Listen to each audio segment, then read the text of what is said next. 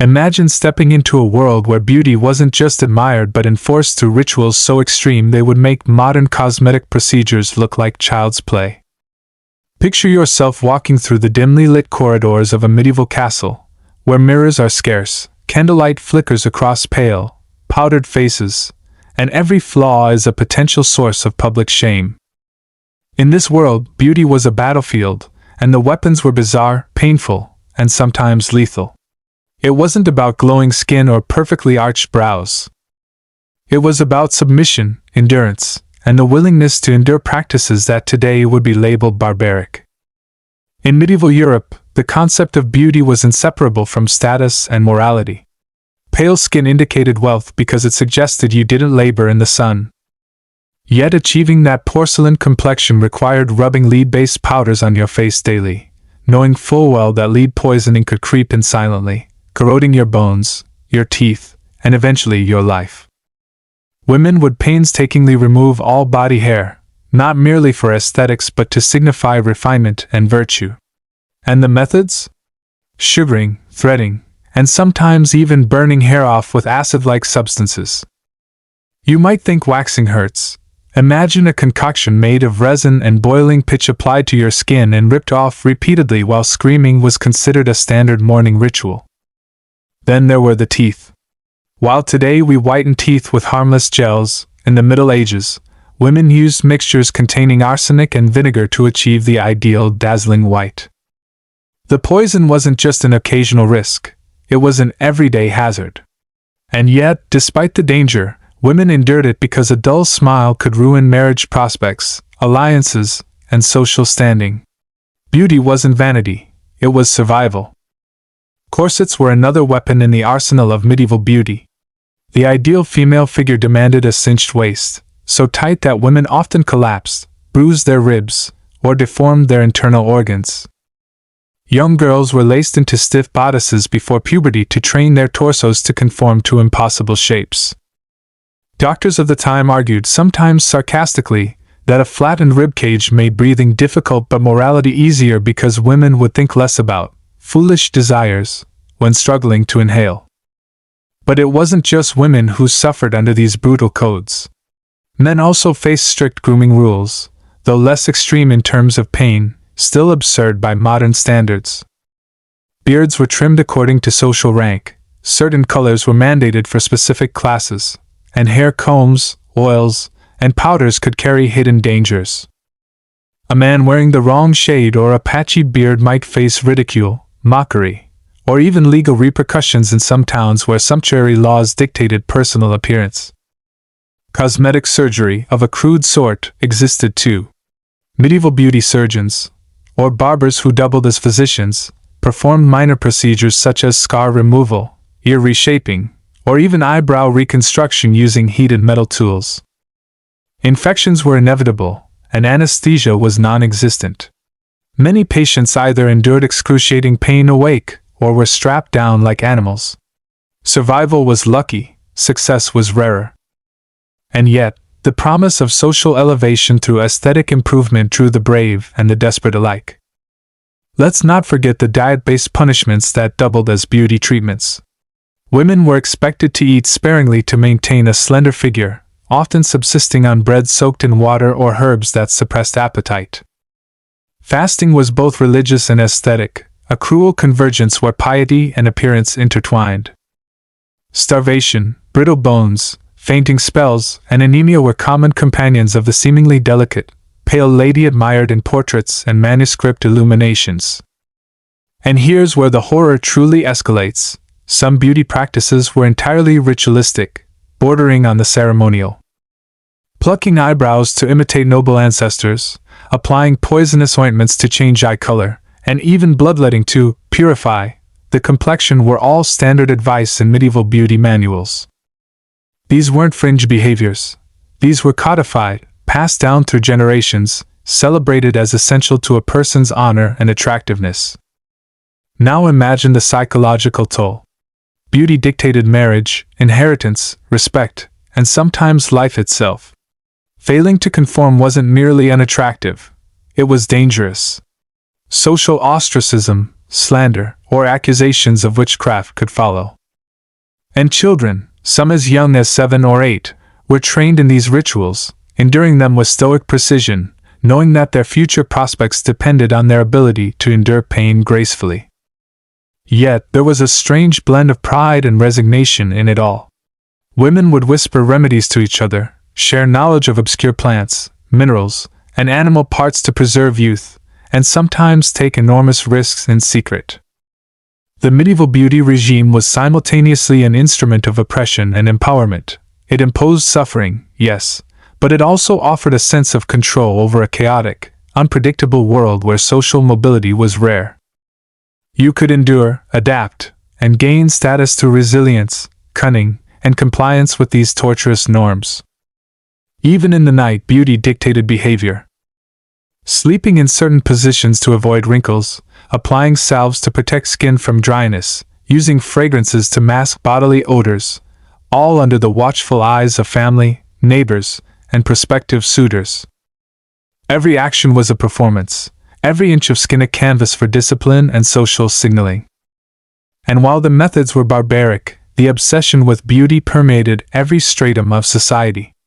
Nobility faced extreme regimens, but peasants also engaged in simpler, yet painful routines. Even minor blemishes could inspire shame, ridicule, or exclusion. Medieval society wasn't kind to the imperfect. Beauty was survival, a shield, and sometimes, a weapon. By now, you might be thinking this world is far removed from our own, but the echoes persist. Modern beauty standards, while technologically advanced, retain the same ruthless logic: sacrifice, endurance, risk, and conformity in exchange for acceptance, desirability, or power. The medieval regime was just more extreme, visceral, and unflinchingly honest about its brutality. So the next time you scroll through cosmetic ads promising effortless transformation, remember the women who laced themselves into crushing corsets, smeared poison on their teeth, and endured lead-based powders, all for a look that would please others more than themselves. They were brave, terrified, hopeful, and suffering, and their stories, though distant, cast a long shadow over our contemporary obsession with perfection. The terrifying fascination with medieval beauty rules isn't merely historical curiosity. It's a mirror, reflecting how much, or how little, we've truly evolved. The cruelty was visible, immediate, and enforceable. Today's pressures are subtle, insidious, and psychological, yet the thread connecting them is unmistakable: humanity's relentless pursuit of approval, attraction, and social ascendancy through the body. And as you drift into sleep tonight, thinking of these extreme rituals, imagine the hands of medieval women and men, delicate, trembling, courageous, performing their daily rites of endurance. They rubbed, plucked, starved, painted, and prayed, all in the name of beauty. Brutal, unflinching, and utterly human. But the extremes of medieval beauty weren't limited to powders and corsets.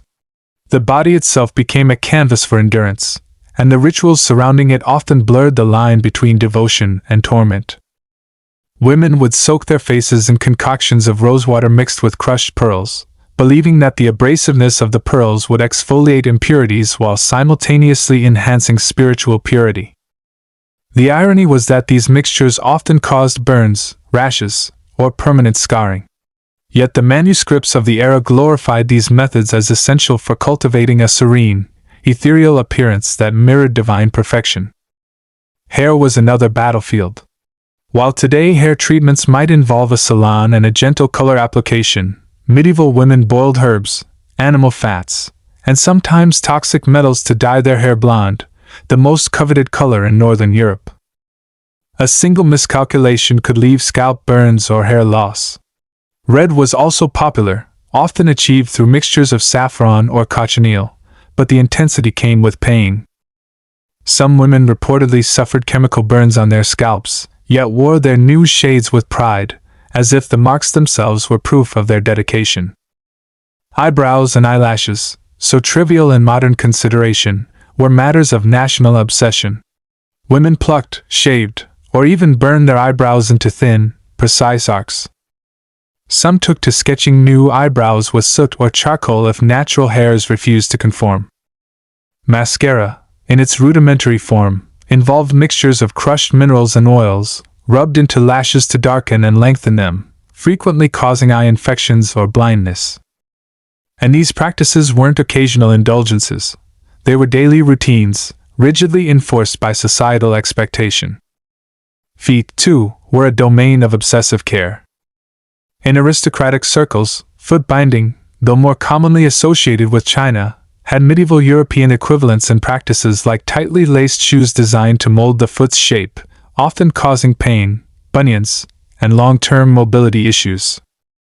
Smooth, delicate hands and feet were valued as symbols of refinement, leading women to immerse them in perfumed oils, while enduring stinging scrapes or exfoliating with abrasive substances to remove the undesirable, tough skin.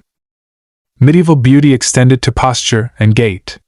The way one sat, walked, or carried one's body could signify virtue, nobility, or obedience. Teachers drilled young girls to move with measured grace, elongate their necks, and avoid sudden gestures. Slouching could betray ill-breeding. Uneven steps could signal laborers' origins. Thus, beauty wasn't merely cosmetic, it was behavioral, a total performance of the body in space, scrutinized by every observer. The obsession with pale skin brought another peril. Sunlight was an enemy. Nobles avoided it at all costs.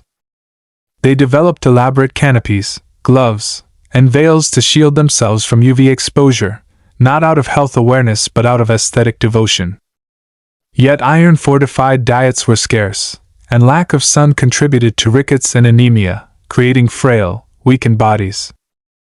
The paradox was stark: beauty demanded fragility, and fragility demanded constant care, which in turn required resources and attention only wealth could afford.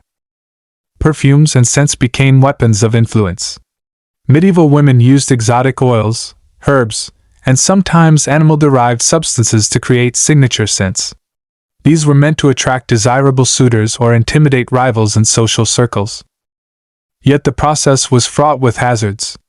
Some oils caused skin reactions or headaches. Others were so potent they could incapacitate anyone who inhaled them for too long.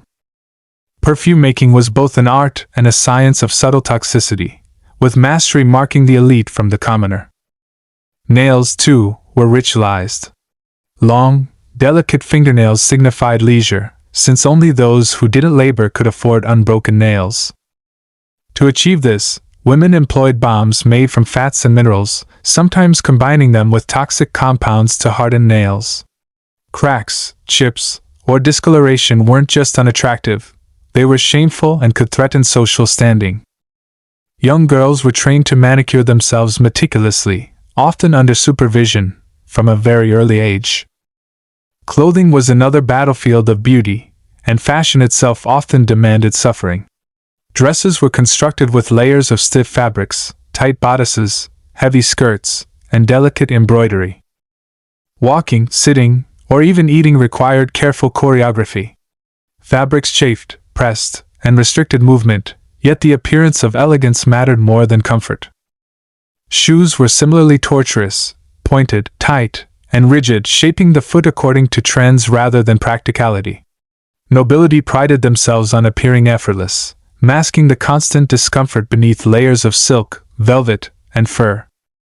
Jewelry was not merely decoration but a social and aesthetic weapon.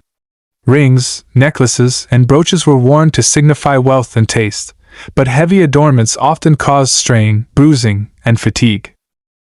Women became accustomed to balancing the desire for grandeur against the physical toll.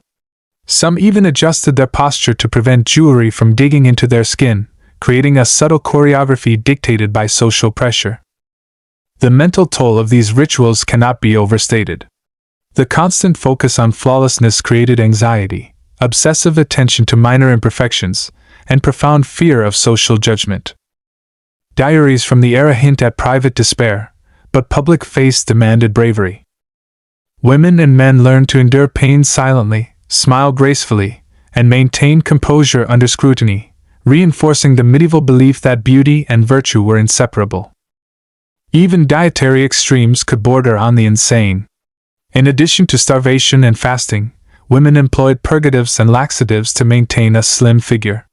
Some relied on herbal teas that induced vomiting or diarrhea.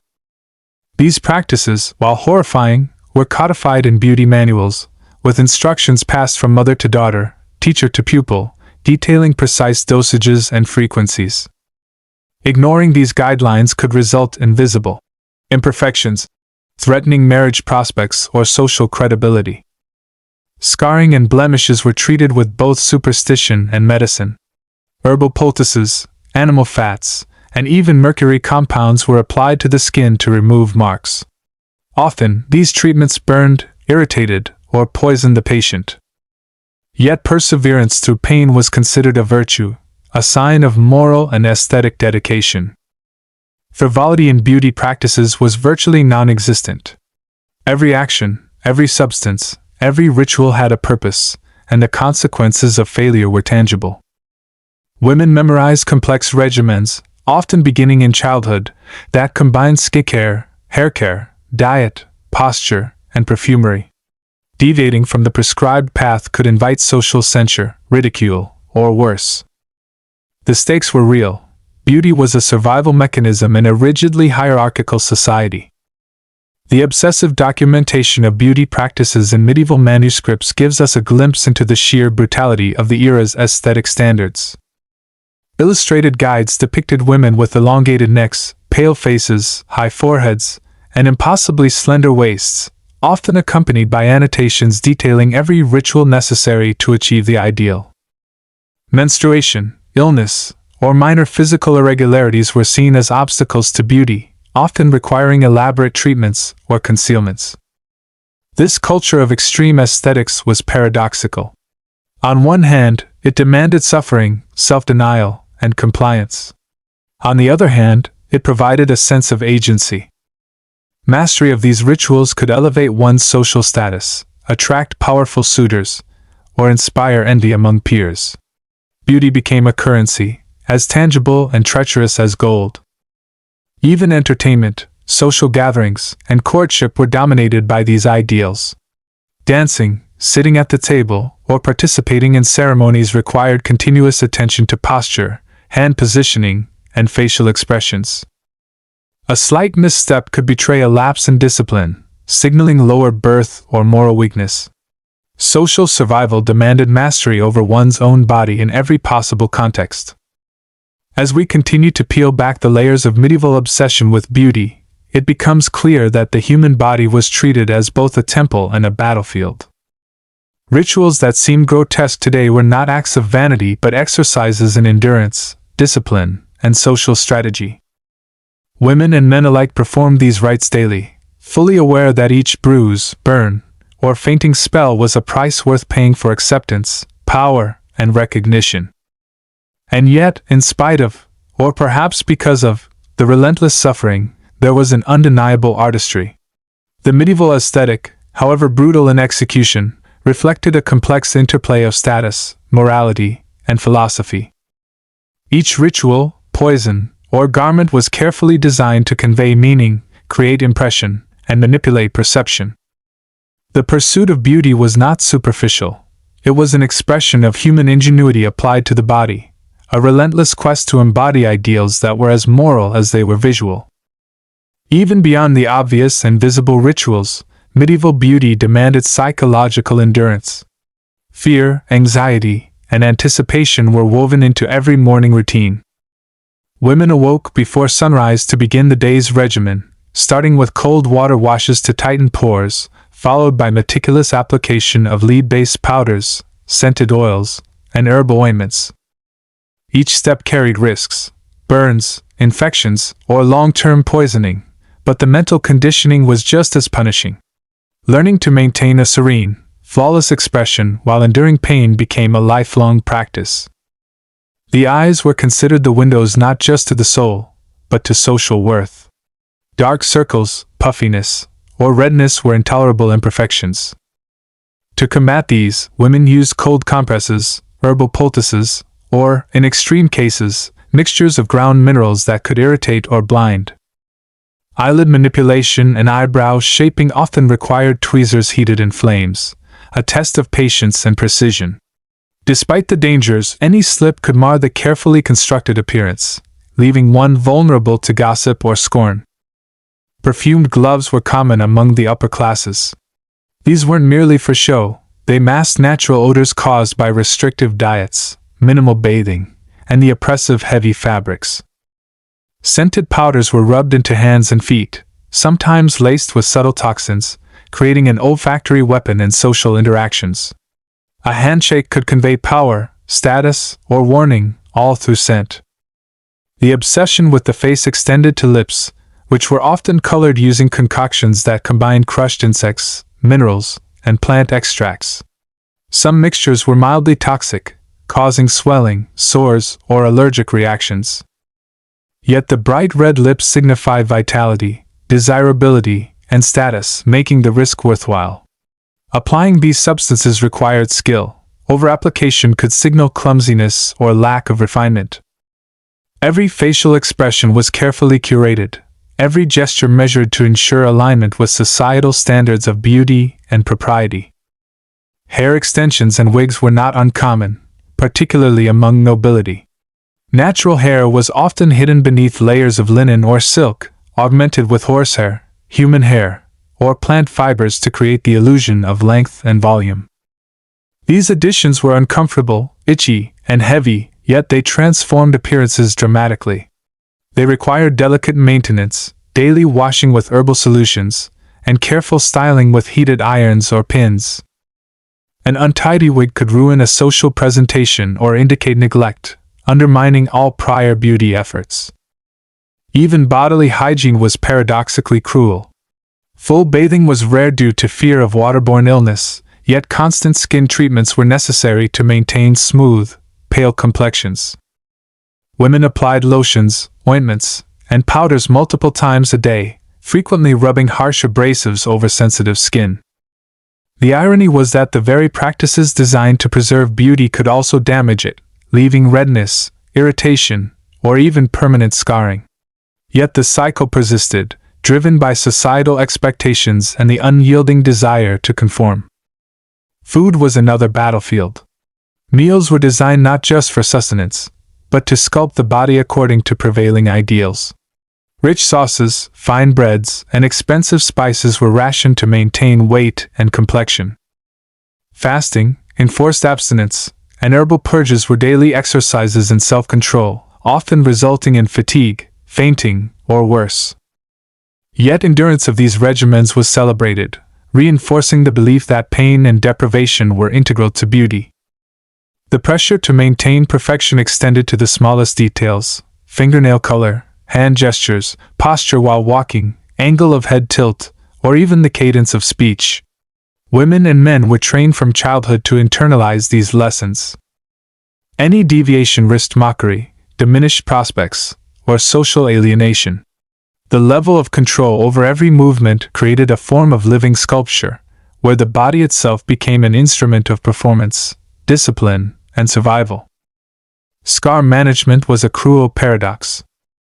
On one hand, scars were imperfections to be erased through chemicals, poultices, and even surgical interventions. On the other, battle wounds and accidental injuries were sometimes displayed as marks of courage, honor, or family lineage. The choice of which marks to conceal and which to celebrate required careful navigation of societal norms, personal history, and perceived beauty ideals. The medieval obsession with symmetry added another layer of cruelty. Perfectly aligned features were considered essential, yet most natural faces deviate from mathematical ideals. Women applied powders, paints, and small prosthetics to correct perceived flaws. Artificial moles, painted eyebrows, and lip enhancements were common. The act of creating an idealized face was labor-intensive and, at times, painful, but it reinforced the notion that the human body must be actively shaped to meet cultural expectations. Even clothing colors conveyed complex messages. Wearing too dark or too light a shade could invite gossip or judgment. Fabrics were sometimes treated with chemicals to achieve desired hues, often at the cost of skin irritation or respiratory problems. Gold threads, embroidery, and jewels were sewn painstakingly by hand, pressing into delicate skin and restricting movement. Fashion demanded endurance as much as creativity, with each outfit an armor of both beauty and subtle torment. Social interactions were structured around these aesthetics. Courtship was a high-stakes performance. A slight misalignment of posture, a smudge of powder, or an awkward gesture could cost a match or provoke ridicule. Beauty and social success were inseparable. Thus, individuals invested enormous effort into achieving the correct balance of natural charm and rigorous artifice. Flaws were not merely personal failings, they were public liabilities. The mental training to endure these regimes cannot be overstated. Medieval texts often advised meditation, prayer, and stoic acceptance to maintain composure during discomfort. Fear of social exclusion, failure, or misalignment with beauty ideals created chronic anxiety. Yet these psychological pressures reinforced social cohesion, teaching conformity while simultaneously valorizing endurance and resilience. The pursuit of beauty became a full-body and full-mind exercise. Perfume rituals, often involving multiple layers, could last hours each morning. Oils, tinctures, and powders were combined to create signature scents designed to impress and influence those around the wearer. Women and men learned which scents signaled status, romance, or subtle warning. The process was exacting, too little, and the effect was lost, too much, and the scent became offensive or dangerous. Sleep itself was regimented. Women were advised to sleep on elevated pillows to prevent wrinkles, maintain posture, and ensure neck elongation. Nightly routines included removing makeup, applying soothing ointments, and massaging oils into the skin to counteract daytime damage. Disturbances in sleep could result in physical imperfections, which would then require corrective rituals in the morning. Thus, even unconscious hours were subject to beauty discipline. Medical interventions intersected with aesthetics in hazardous ways. Treatments for minor blemishes could involve leeches, cauterization, or toxic ointments. Remedies for digestive problems, aimed at preserving slimness, sometimes included mercury, arsenic, or other poisons. Knowledge was a double-edged sword. Mastery allowed survival and social advancement, but miscalculation could result in disfigurement or death.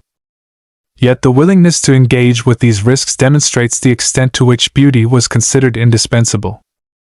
Even adolescence was shaped by these codes. Girls as young as 7 were introduced to intricate routines, learning to manage hair, skin, posture, and social gestures with the precision of trained performers. Boys were not exempt. Grooming, haircuts, and facial hair management were essential markers of class, morality, and attractiveness. The lessons were immersive, creating lifelong patterns of meticulous self-monitoring. The obsession with perfection permeated holidays, festivals, and religious ceremonies. Clothing, grooming, and accessories were carefully selected to conform to seasonal trends and spiritual expectations. Every appearance was a performance, every public interaction a test of skill, patience, and endurance. Failures could be catastrophic. Gossip, social exclusion, or loss of marriage prospects were ever-present threats. The physical toll of these practices was relentless. The skin, constantly rubbed with abrasive powders, coated with toxic lead, and massaged with oils, often became inflamed or discolored. Rashes, burns, and permanent marks were common. Yet women endured, often seeing these injuries not as failures but as badges of commitment to the ideals of beauty. Pain became intertwined with pride, and endurance became a symbol of social worth. In addition to cosmetic regimens, the medieval diet imposed subtle yet brutal constraints. Meals were meticulously calculated to maintain slender figures, while still providing enough strength for daily duties. Spices, herbs, and rare imported ingredients were used strategically to improve skin tone or suppress appetite. Some women resorted to herbal purges, teas, and fasting cycles that left them weak or dizzy but compliant with societal expectations. Enduring hunger was celebrated as an act of discipline and refinement. Even gestures were carefully managed. A turn of the head, the lift of a hand, or a glance could betray education, breeding, or virtue. The eyes, especially, were trained to convey the appropriate mix of modesty, allure, or authority. Any lapse could undermine months of preparation and social maneuvering. Children were taught these subtleties early, memorizing the proper postures, angles, and expressions required for different social contexts. Failure was not merely personal, it could imperil family honor. The obsession with the body's proportions extended beyond clothing and corsets. Exercises were prescribed to slim the waist, strengthen the back, or elongate the neck. Women engaged in stretching routines, controlled breathing, and even subtle contortions while walking or sitting. Every movement was a rehearsal, a constant shaping of the body to match an aesthetic ideal that was as unforgiving as it was admired. Scars, moles, and blemishes were treated with both superstition and early medical interventions. Herbal remedies were applied with ritual precision, and sometimes mercurial ointments were used despite known toxicity. Women learned to disguise flaws with powders and paints, creating an illusion of perfection. These practices were layered and continuous, a full-time commitment that combined artistry, chemistry, and endurance. Men's grooming, while less extreme in terms of pain, was no less rigorous in expectation. Hair length, beard style, and cleanliness were codified, often under threat of ridicule or legal restriction. A poorly maintained beard or unkempt hair could signal low status or moral deficiency. Men were expected to invest time in grooming routines, applying oils, combing meticulously, and learning the subtle art of presenting themselves as both attractive and authoritative. Even social rituals were dictated by aesthetic standards. Festivals, religious ceremonies, and public gatherings were stages on which every individual's appearance and behavior were evaluated. Clothing, posture, gestures, and scent were scrutinized. Mistakes could result in ridicule or diminished prospects. Beauty was not optional, it was enforced by observation, judgment, and rigid social codes. Perfumes, applied in layers and blended from oils, herbs, and minerals, created personal signatures that conveyed wealth, status, and intent. An over-application could repel or harm, while under-application could signal negligence. Mastery of scent was as essential as mastery of posture or makeup. A single misstep could undermine years of careful preparation. Sleep routines reinforced these ideals. Women and men were advised to sleep on specific pillows, avoid positions that might wrinkle skin or distort posture, and apply nighttime ointments to preserve complexion. Even unconscious hours were regimented, part of the continuous cycle of endurance, vigilance, and conformity that defined medieval beauty practices. Medical treatments intertwined with aesthetics in often dangerous ways. Minor blemishes were treated with leeches, cauterization, or caustic ointments. Remedies for digestive or weight issues sometimes included toxic substances like arsenic or mercury. Knowledge of these practices required precision, as mistakes could lead to permanent disfigurement or death. Yet the willingness to risk harm for beauty was widespread, reflecting the extreme value placed on conformity and appearance. From childhood, individuals were trained in these practices. Girls learned hair care, skin care, posture, and expression from a young age, often under strict supervision. Boys learned grooming, facial hair management, and social presentation with similar intensity. These lessons created lifelong habits of meticulous self-monitoring, shaping not just appearance but social identity. Even religious observances were influenced by aesthetic demands. Dress codes, grooming, and ornamentation were enforced during ceremonies, reflecting moral as well as social ideals. Compliance demonstrated discipline, piety, and refinement. Failure invited judgment or exclusion, reinforcing the inseparability of beauty, behavior, and virtue. The psychological impact was profound. Constant attention to appearance cultivated anxiety, self-consciousness, and perfectionism. Women and men internalized these pressures, monitoring themselves ceaselessly. Social survival required mastery of appearance and gesture, transforming the pursuit of beauty into an enduring mental exercise as much as a physical one. Clothing choices communicated status, virtue, and conformity. Fabrics were treated to achieve specific colors, patterns, or textures, often at the cost of comfort. Tight bodices, stiff skirts, and heavy layers restricted movement, yet grace and elegance had to be maintained. Shoes were rigid and pointed, pressing against feet and toes, yet walking with poise was mandatory. Fashion became a negotiation between aesthetic ideal and bodily endurance. Accessories were similarly exacting. Jewelry, gloves, and ornaments were worn not merely for beauty but to communicate social cues. The weight and placement of these items required physical adaptation, reinforcing discipline. The mastery of adornment became a subtle display of skill and sophistication. Social interactions were performances shaped by these aesthetic norms. Gestures, speech, and even glances were calculated. Any lapse could signal poor breeding, moral weakness, or low social standing.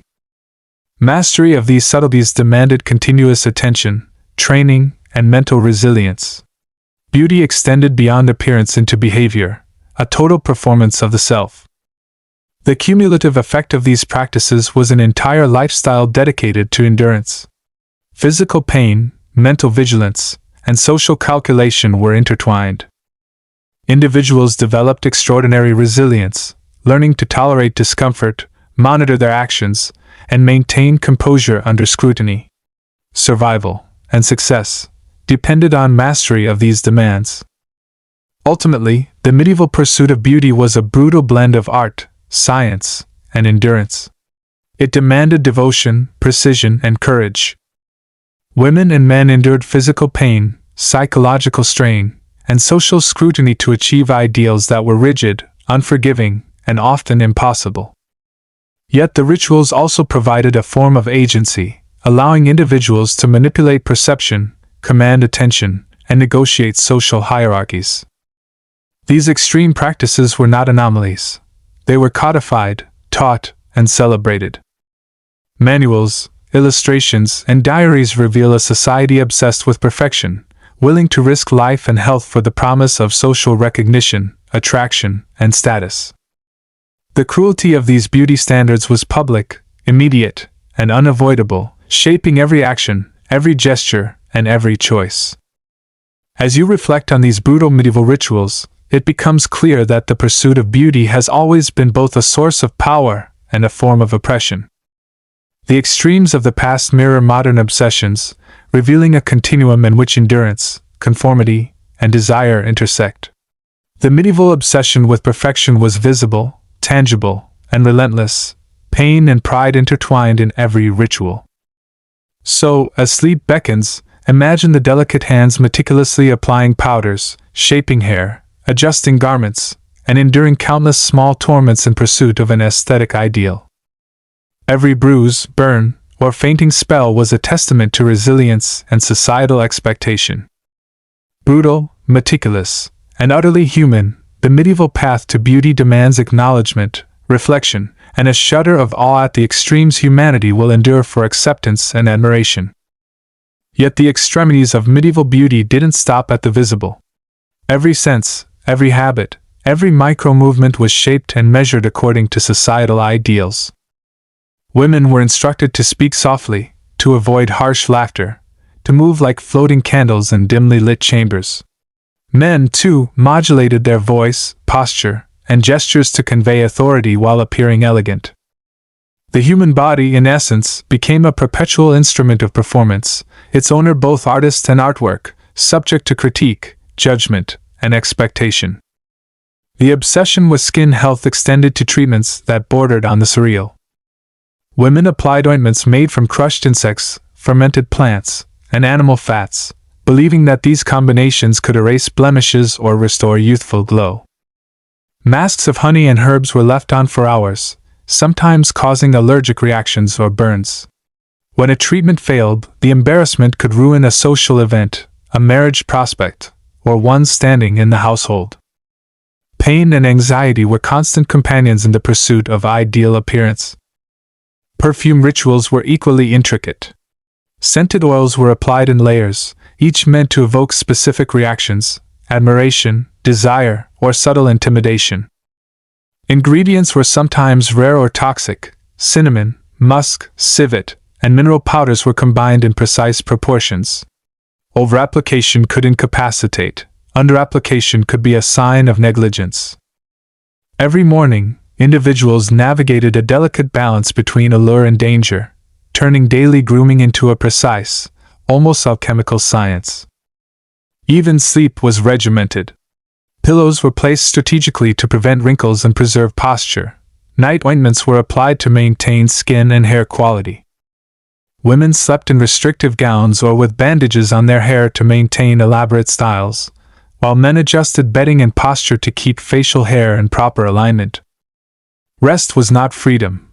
It was another stage in the ongoing performance of beauty, where even unconscious hours were carefully curated.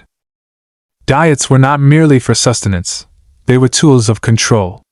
Meals were portioned to maintain slenderness, while herbs and spices were consumed to influence complexion. Some regimens included fasting cycles or herbal purges, causing dizziness, weakness, and long-term health issues.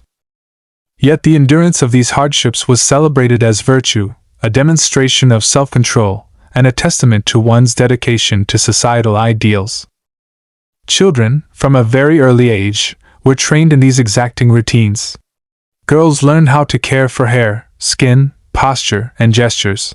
Boys mastered grooming, facial hair management, and social comportment. Training was strict and continuous.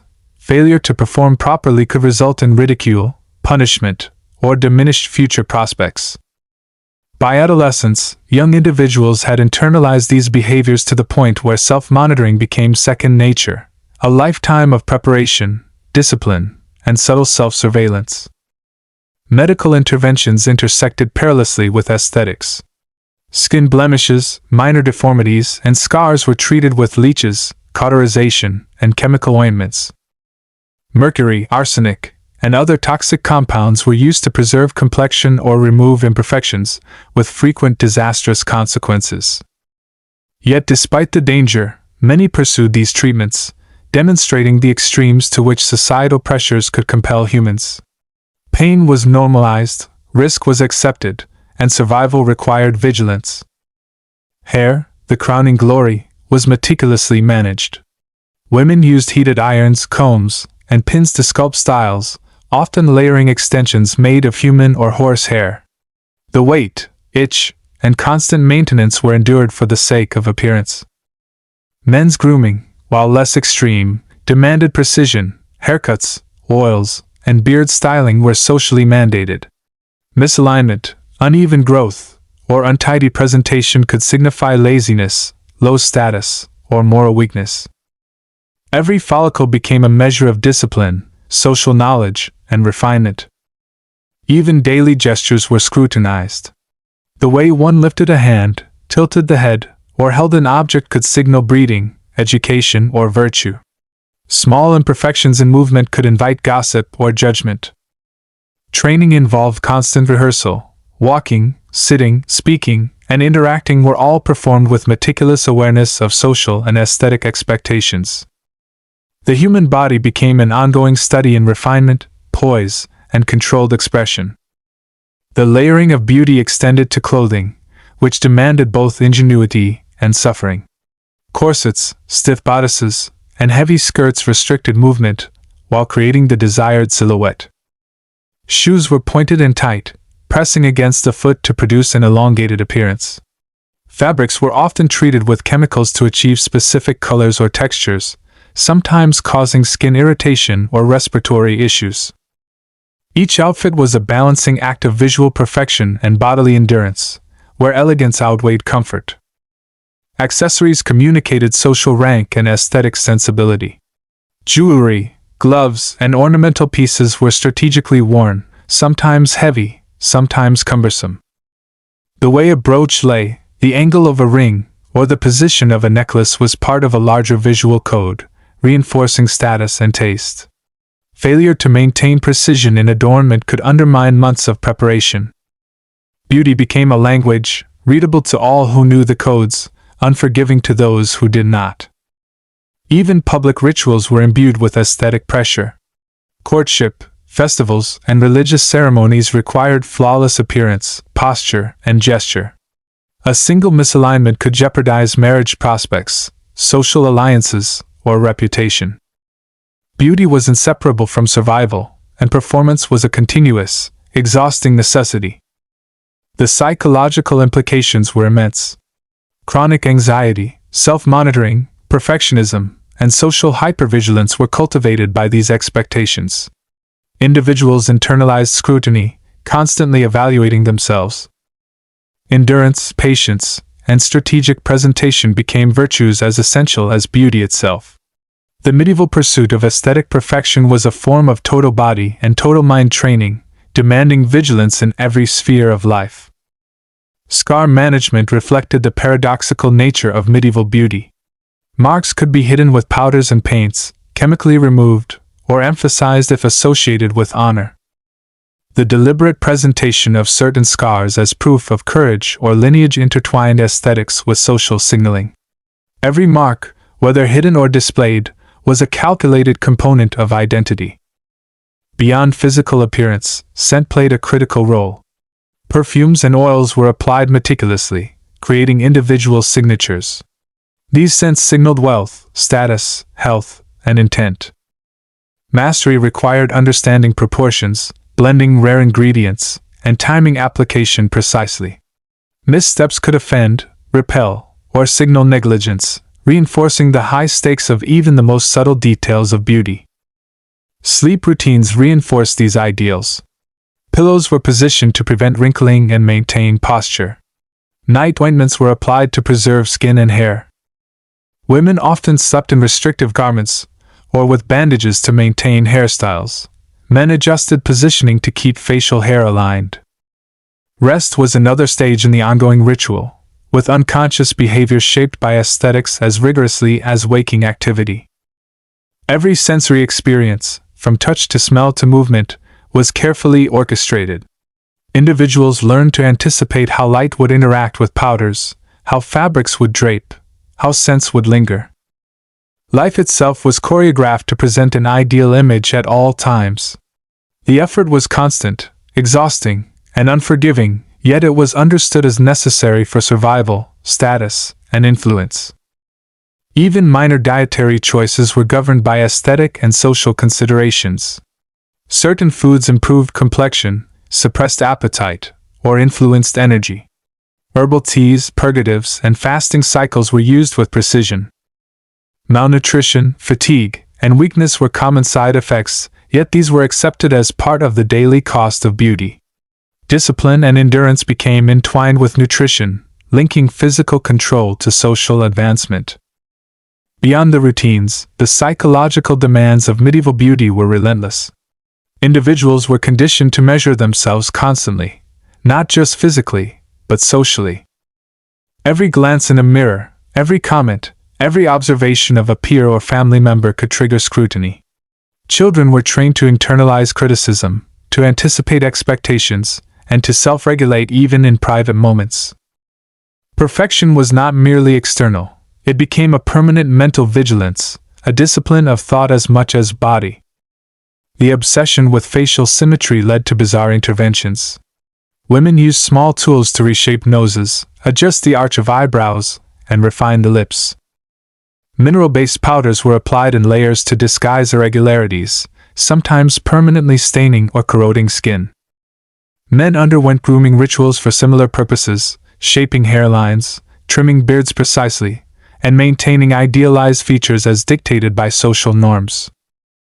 Every adjustment, every manipulation, was a negotiation between nature and societal expectation. Scar concealment was a delicate art. Small injuries were treated with herbal poultices, while more significant blemishes could require minor surgery or chemical application. Some women enhanced minor scars to indicate noble lineage or fortitude, turning physical imperfection into a display of character. This duality, hiding flaws while accentuating others, required constant vigilance and precise judgment. Hair treatments were simultaneously aesthetic and ritualistic. Heated irons, pins, and combs shaped styles for hours, with extensions added for volume or length. Mistakes could burn the scalp, damage strands, or destabilize an entire style, yet mastery was essential for social survival. Hair became both a visual marker of status and a symbol of endurance, an extension of the disciplined body and mind. Skin was a battlefield of its own. Women applied lead-based powders, oils, and herbal salves, enduring itching, irritation, or poisoning. Treatments promised youth, clarity, and virtue, yet often left long-term damage. Men also participated in skin routines, though less extreme. Oils, washes, and careful shaving were mandatory to convey refinement and competence. The pursuit of flawless skin became an almost scientific endeavor, blending chemistry, endurance, and aesthetic sensitivity. Clothing demanded a mastery of physics and anatomy. Corsets compressed, skirts layered, and fabrics restricted motion. Walking, sitting, or even bowing required practice and skill to maintain elegance. Shoes pressed painfully against toes, yet pointed, high-heeled, or elaborately laced footwear was mandatory for social credibility. Each garment was both adornment and instrument of training, conditioning the body to endure discomfort for the sake of appearance. Accessories carried hidden pressures. Jewelry, heavy gloves, and ornate adornments were not merely decorative. They communicated social rank, refinement, and personal skill. Proper positioning was crucial, and misalignment could signal incompetence or neglect. Mastery of adornment required dexterity, awareness, and patience, often taking years of practice to achieve a seamless presentation. Social interaction itself became a theater of aesthetic performance. Gestures, postures, expressions, and even pacing were scrutinized. Courtship, business meetings, and ceremonial events demanded exacting preparation. Any lapse could compromise marriage prospects, alliances, or reputation. Social survival required continuous attention to the body, an unceasing performance that blurred the boundary between art and life. Perfume and scent were strategic tools. Layers of scented oils, herbs, and rare substances created personal signatures. Precision was essential. Miscalculation could offend or repel, while subtlety conveyed refinement and power. These olfactory codes were as carefully studied as posture, clothing, or facial expression, adding an invisible but potent layer to social negotiation. Sleep was regimented to reinforce these ideals. Pillows supported neck and back, nighttime ointments preserved skin and hair, and garments or bandages maintained posture and hairstyles. Rest was not an escape, it was another performance stage, an uninterrupted continuum of discipline and endurance. Even unconscious hours were structured to protect and enhance appearance. Food and drink were carefully curated to serve aesthetic goals. Meals were portioned, ingredients chosen for their effect on complexion, weight, or energy. Herbal purges, fasting, and restrictive diets were common, sometimes causing weakness or illness. Yet endurance was valorized. Those who followed these regimens demonstrated discipline, resilience, and social intelligence. Nutrition became a tool, shaping not just the body but the capacity to perform and survive socially. Training began in childhood. Girls learned haircare, posture, gestures, and skincare from an early age, while boys mastered grooming, facial hair, and social poise. Strict supervision, repetition, and correction created lifelong habits. Failure was punished socially or physically, ensuring that by adolescence, these behaviors were second nature. The body and mind became instruments of perfection, honed through years of careful practice. Medical interventions were often hazardous.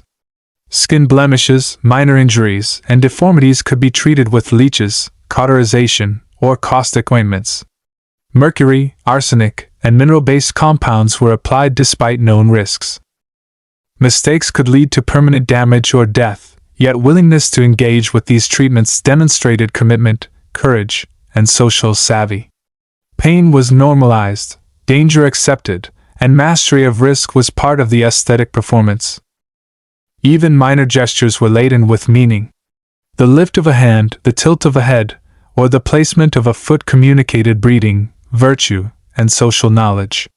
Mistakes could invite judgment or diminish prospects. Training involved continuous rehearsal. Walking, speaking, sitting, and interacting were all carefully choreographed. Mastery of these subtleties became a lifelong exercise in awareness, patience, and self-discipline. The cumulative effect was a life entirely orchestrated around appearance. Physical discomfort, social vigilance, mental exertion, and moral performance intertwined. Individuals developed extraordinary endurance and resilience, learning to tolerate pain, monitor themselves constantly, and perform with composure under observation. Survival, social advancement, and recognition depended on mastery of these rituals. The medieval pursuit of beauty combined art, science, and endurance. Every treatment, posture, garment, and ritual was purposeful. Pain, risk, and effort were accepted as part of the process. Individuals who mastered these practices gained status, influence, and admiration, while failure brought shame, exclusion, or even danger. Beauty was inseparable from power, discipline, and social negotiation, a currency as potent as gold or land. Even beyond the rituals, the psychological grip of medieval beauty was unrelenting. Fear, anticipation, and constant evaluation shaped every moment of life.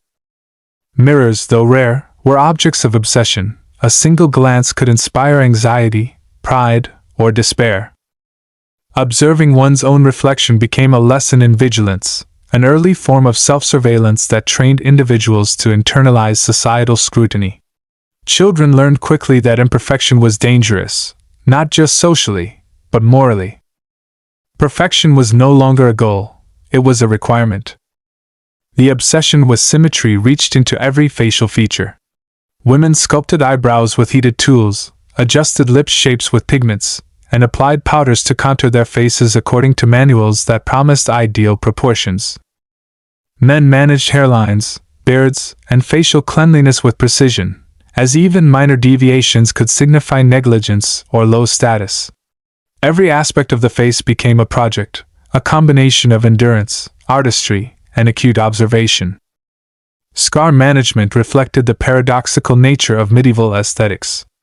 Marks could be concealed with mineral powders or herbal treatments, yet certain scars were displayed intentionally to signal lineage, resilience, or virtue.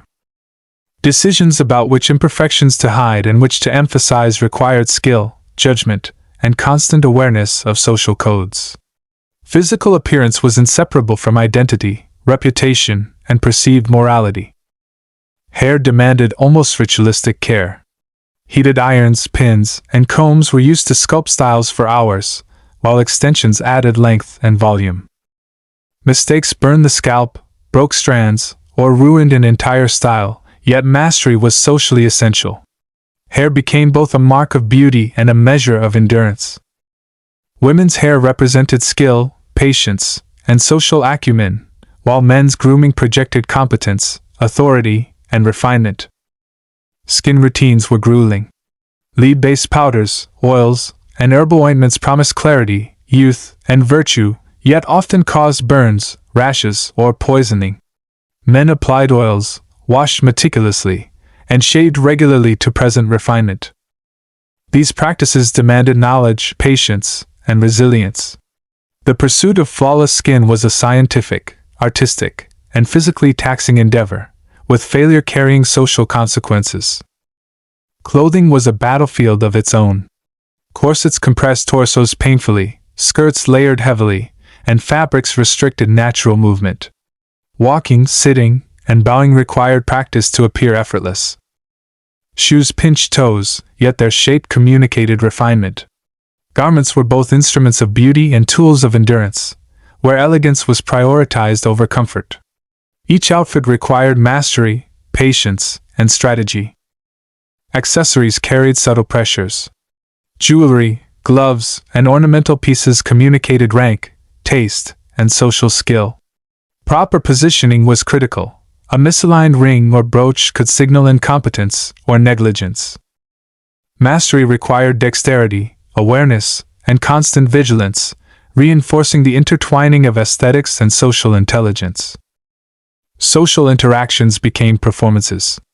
Gestures, postures, expressions, and even pacing were observed, interpreted, and judged. Courtship, business, and ceremonial events demanded exacting preparation. Any lapse could damage reputation, marriage prospects, or alliances. Social survival required mastery of posture, dress, scent, and movement, a lifelong performance without pause. Perfume and scent were tools of influence.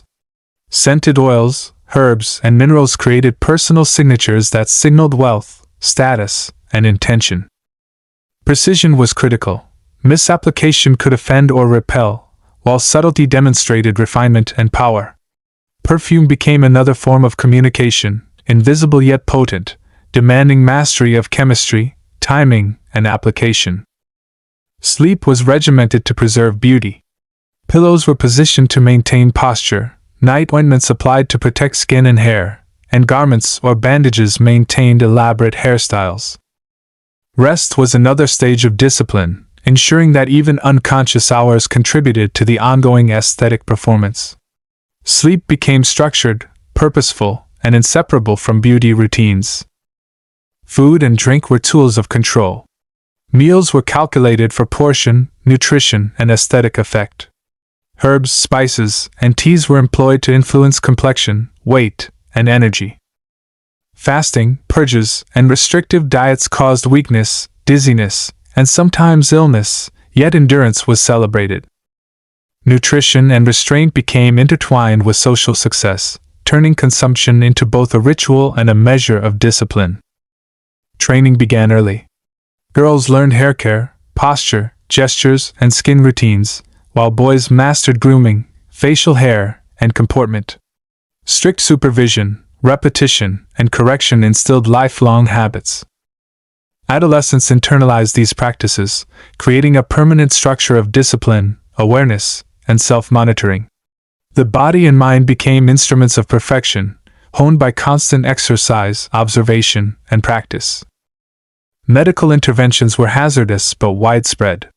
Minor blemishes, injuries, and deformities were treated with leeches, cauterization, or caustic ointments. Mercury, arsenic, and other toxins were applied despite known risks. Mistakes could result in disfigurement or death, yet the willingness to endure danger reflected societal expectations and personal ambition. Pain was normalized, risk accepted, and mastery of these treatments became a mark of competence and beauty. Even gestures were loaded with meaning. The lift of a hand, tilt of the head, or step forward conveyed breeding, virtue, or social knowledge. Mistakes invited ridicule or exclusion. Training involved constant rehearsal, as walking, speaking, sitting, and interacting became part of a continuous performance. Mastery of these subtle cues demanded acute awareness, patience, and mental endurance.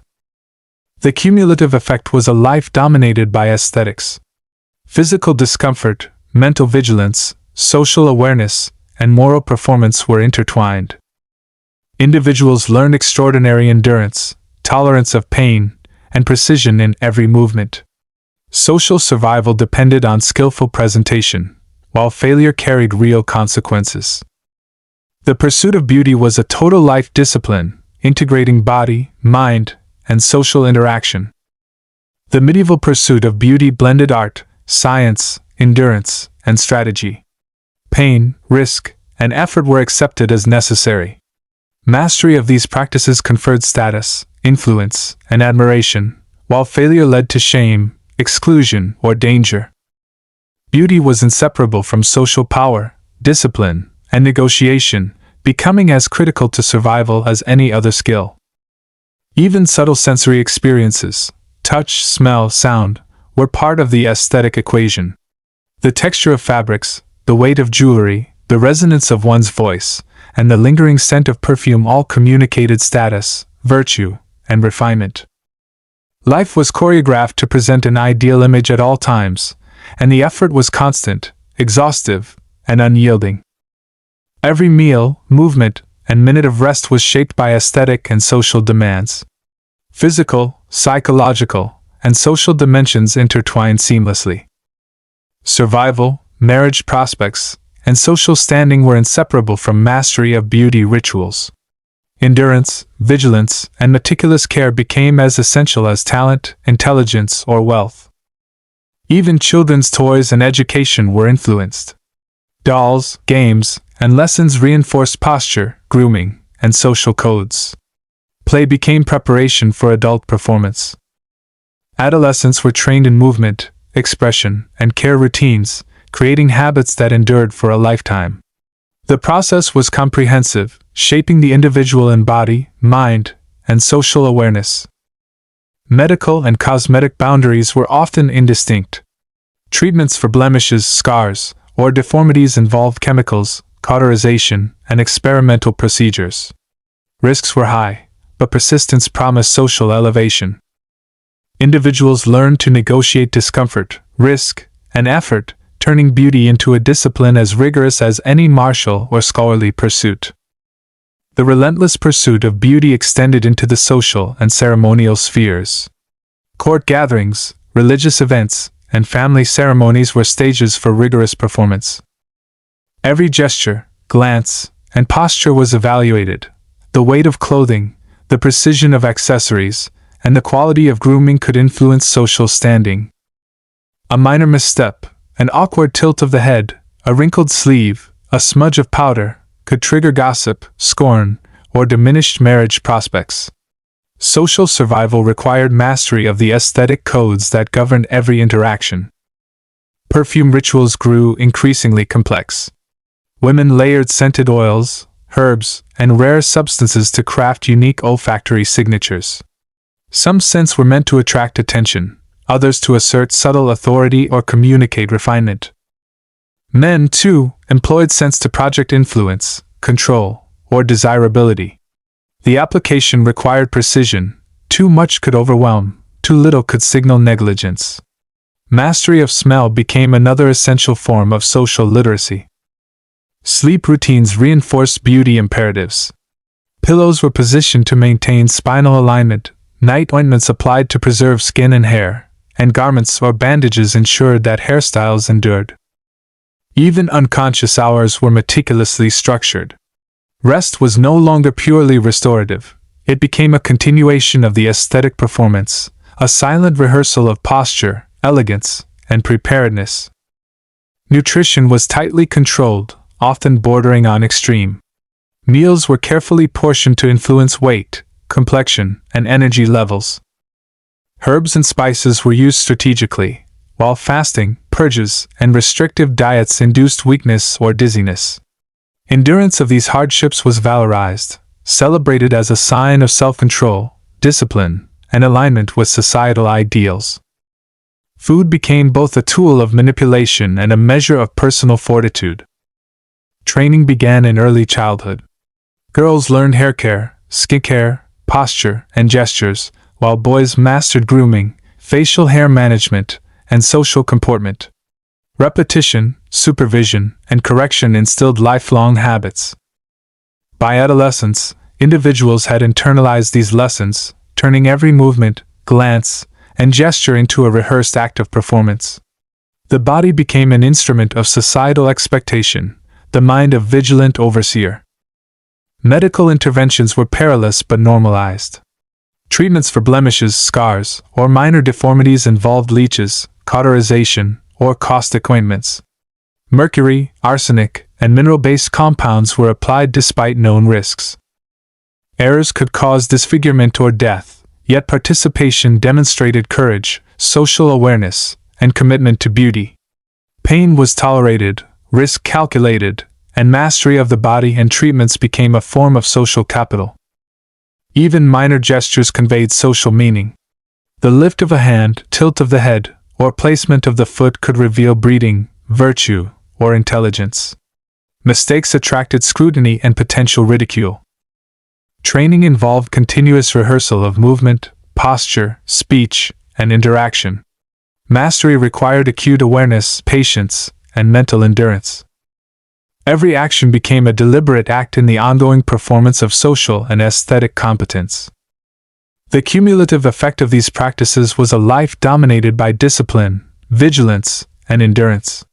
Physical discomfort, mental exertion, and social awareness were inseparable.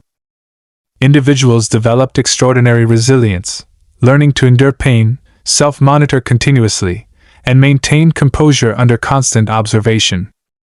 Survival, influence, and success demanded proficiency in both aesthetic performance and social navigation. The medieval pursuit of beauty merged art, science, endurance, and strategic calculation. Every ointment, garment, gesture, and treatment was purposeful. Pain, effort, and risk were normalized, even celebrated, as markers of refinement and social intelligence. Mastery conferred status, admiration, and influence, while failure invited scorn, exclusion, or worse. Beauty was inseparable from power, discipline, and survival. Sensory experience, touch, sight, sound, and smell, was carefully orchestrated. The texture of fabrics, the weight of jewelry, the cadence of voice, and the lingering scent of perfume all communicated social hierarchy, virtue, and aesthetic refinement. Life itself became a performance, with constant attention to detail and awareness of perception. The effort was continuous, exhausting, and omnipresent, blending the physical, psychological, and social dimensions of human existence. Even minor acts, like the arrangement of a table, the presentation of hands, or the manner of walking through a room, were infused with aesthetic significance. Individuals learned to anticipate how light, color, scent, and motion would interact to convey an ideal image. Life was a continuous, intricate choreography, demanding endurance, intelligence, and meticulous self-control. Children's education reinforced these lessons. Toys, games, and lessons emphasized posture, movement, and appearance. Play became preparation for adult performance, instilling habits that would last a lifetime. Adolescents rehearsed gestures, expressions, and routines, learning to monitor every detail of appearance and conduct. By adulthood, the body, mind, and behavior had been meticulously conditioned to meet societal expectations. Medical and cosmetic interventions frequently overlapped.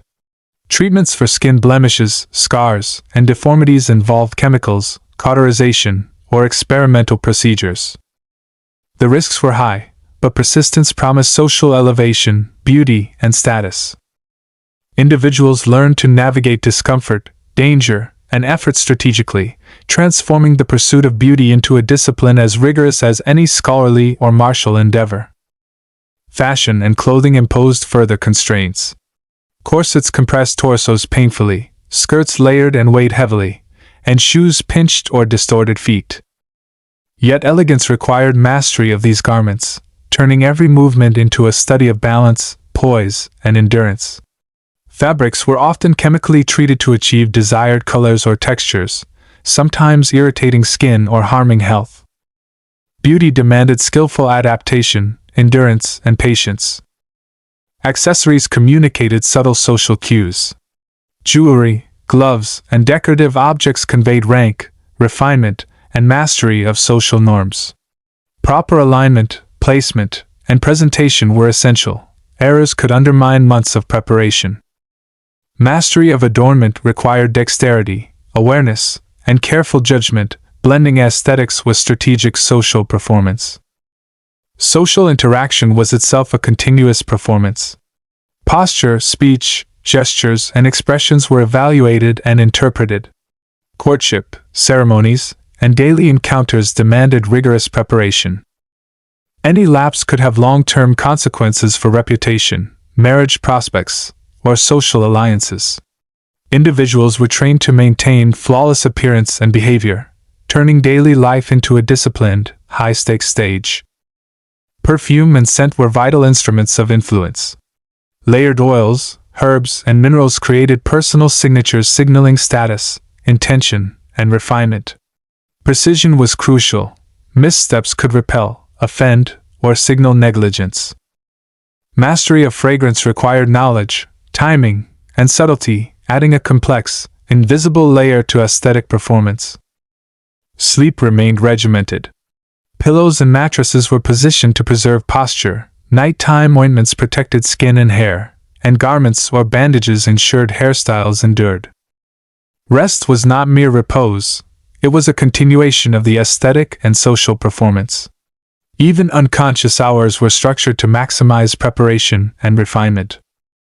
The obsession with beauty extended into every facet of life, touching rituals, social hierarchy, and daily existence. Court appearances, religious ceremonies, and family gatherings became stages where flawless presentation was mandatory.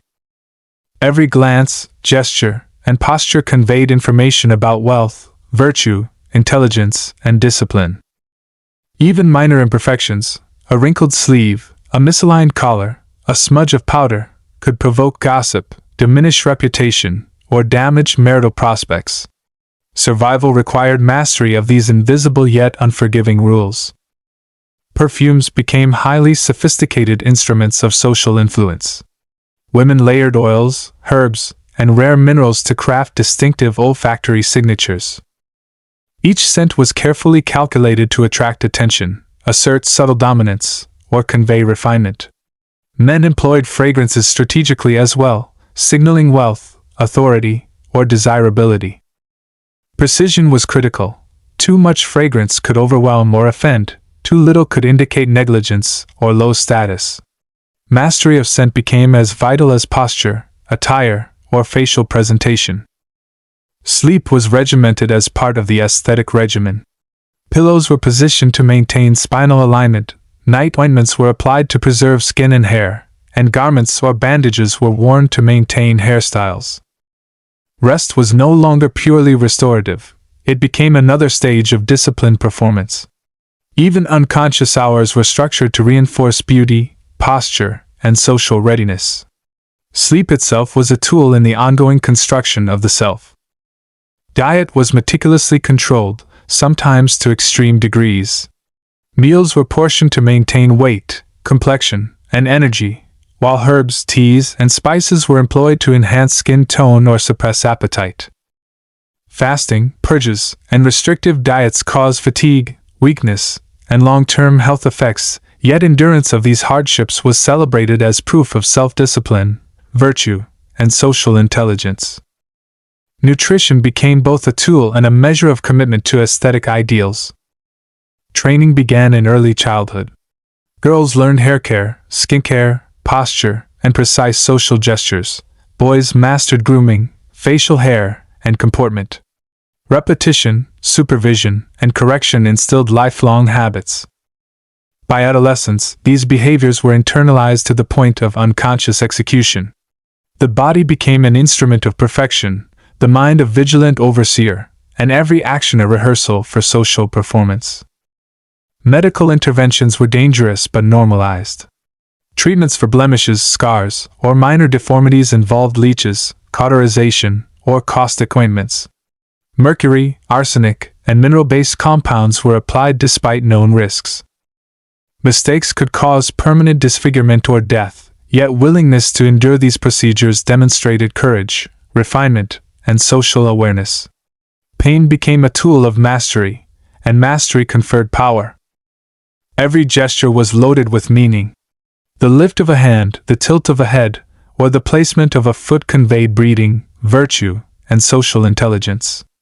Missteps invited scrutiny, gossip, and diminished opportunities.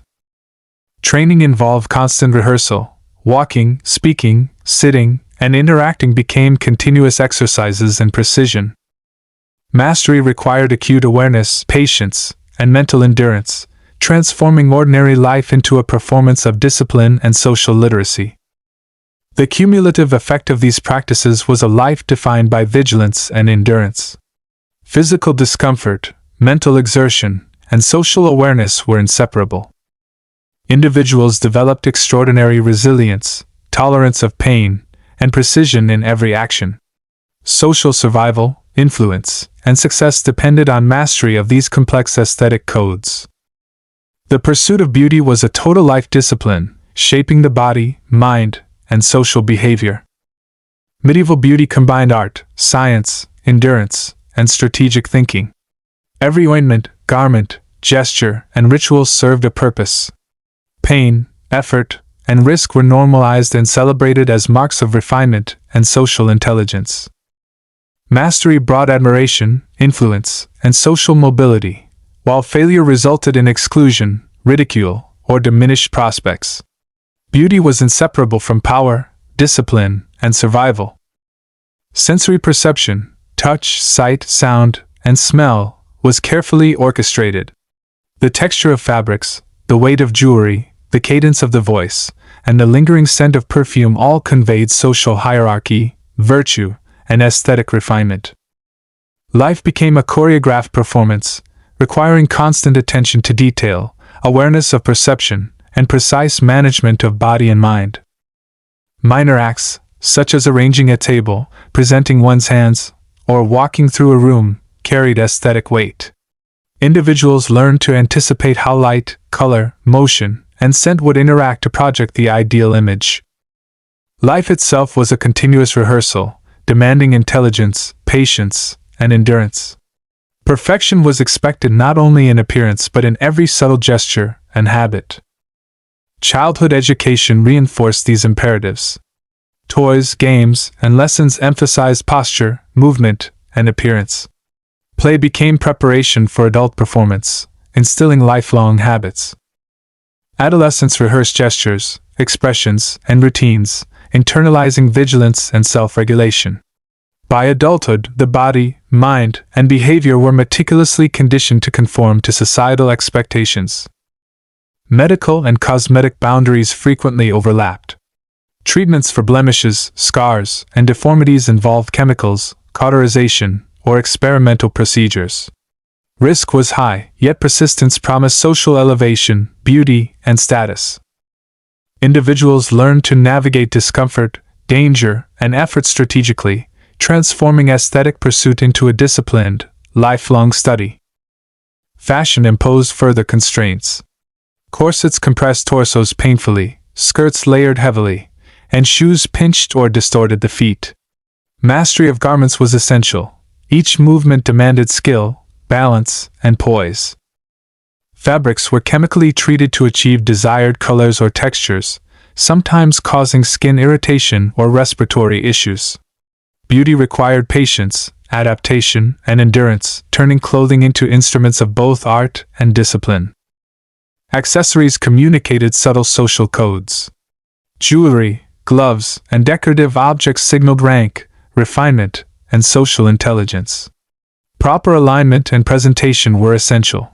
Misplacement could undermine months of preparation. Mastery required dexterity, awareness, and judgment, blending aesthetic skill with strategic social performance. Social interaction was a continuous stage. Posture, speech, gestures, and expressions were constantly evaluated. Courtship, ceremonies, and daily life demanded preparation, vigilance, and performance. Errors had consequences for reputation, marriage prospects, or social alliances. Individuals learned to maintain flawless appearance and behavior at all times, converting life itself into a disciplined stage. Perfume and scent were instruments of influence. Layered oils, herbs, and minerals created signatures that conveyed status, intention, and refinement. Precision was crucial. Misapplication could repel, offend, or signal negligence. Mastery of fragrance required knowledge, timing, and subtlety, forming an invisible yet powerful social language. Sleep reinforced aesthetic and social performance. Pillows and mattresses were positioned to preserve posture. Night ointments protected skin and hair. Garments or bandages ensured that hairstyles endured. Rest was structured, purposeful, and inseparable from beauty routines, transforming unconscious hours into rehearsals for social life.